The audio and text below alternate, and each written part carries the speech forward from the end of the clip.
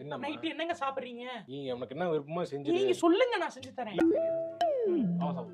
மதியம் தான் அரைச்சேன், புளிச்சிருக்காது. சப்பாத்தி சப்பாத்திக்கு குருமா வைக்கணுங்க, டைம் ஆகுமே.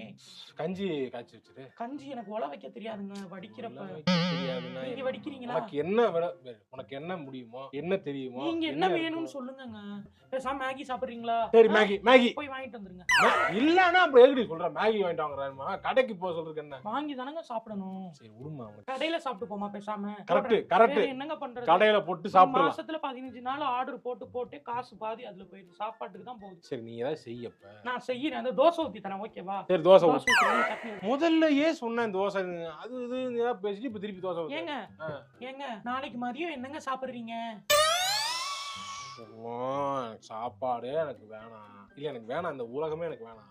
ஏங்க வேற எங்கேயாவது போறேன். ஏங்க இருங்க, சாப்பாடு விஷயம் யோசிச்சே மண்டை வழியா இருக்கு. இருங்க.